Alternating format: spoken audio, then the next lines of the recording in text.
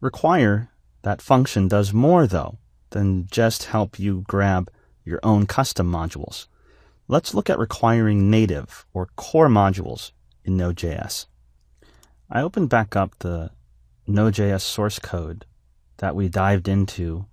That's what's called when the require function is called.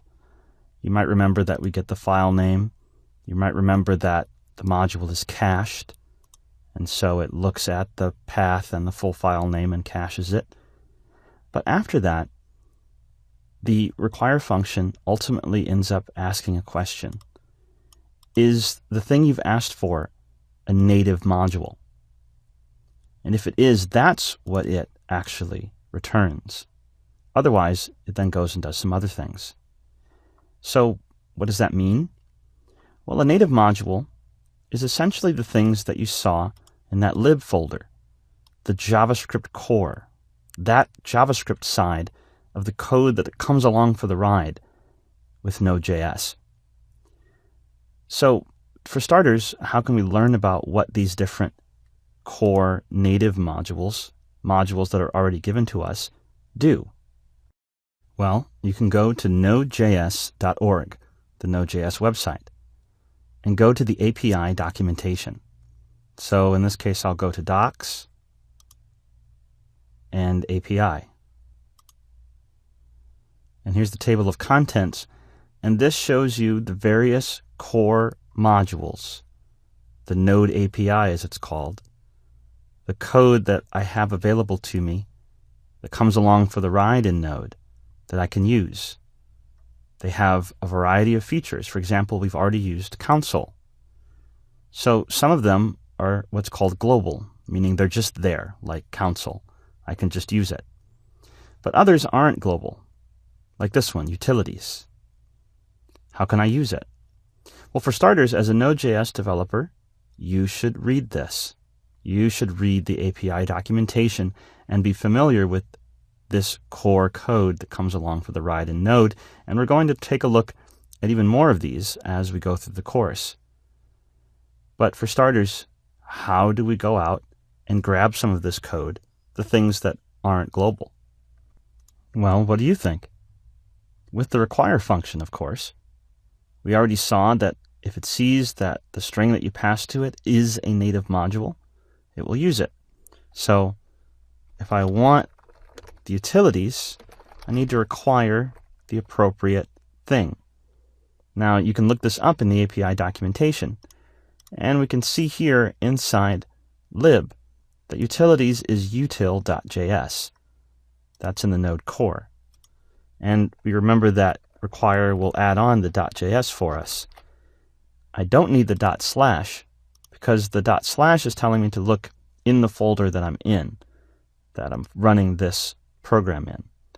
But instead, I'm just saying I want this .js file, and if it matches the name of a native JS file, then that's what it uses.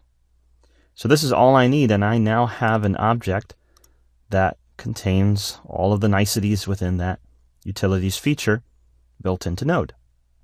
For example, if you read the API documentation for utilities, you'll see that it has a bunch of methods that have just useful things to make my coding life easier. Some of those JavaScript core components, as we talked about before, actually are wrappers to calling C++ code. But some of it isn't. Some of it is just pure JavaScript code that I could write myself, but why bother because it's already there. For example, let's say I wanted to build a string. I'll put my name as a variable, and then I wanted to say hello my name. And instead of doing a lot of pluses and concatenating strings or other methodologies that are new in ES6, I could say this. I could use the .format method, which takes the string with replace codes. And then I do a list separated by commas of variables, and it will replace each of these in the order that it appears. And then I could log this to the console using util.log instead of console.log. What does that do? Well, it just, if I clear this, it does a normal console log, but it adds a timestamp. And look, my string was created. That's just an example. But as we go through this course, we'll be using lots of different core modules, and we'll grab that code via require. And the API documentation will tell us what comes back from require and how we can use it. So don't be worried about the require statement when it's something that isn't something that looked familiar. Especially if you don't see the /, it might be a core module. Now there's even more that require does, but we're going to see that a little bit later in the course. For now, we see that require lets us pull in our own custom modules and core modules from Node.js, like the utilities module, util.js. Oh, and you might be thinking, well, what if I name my own custom module the same name as the core.js file? Well, remember, if it's a custom module, you specify the location, the / or a folder above with .. or whatever the case, you're saying that it's local. If you don't, then Node is going to look for a native module and some other processes we'll see later. So it's actually okay if you name it the same, but I don't recommend it because you can end up causing yourself confusion between using the core module and your module and back and forth and accidentally type the wrong one. So I think it's more trouble than it's worth. There's never really a real need to name something the exact same name as a core module. So personally, I would avoid it.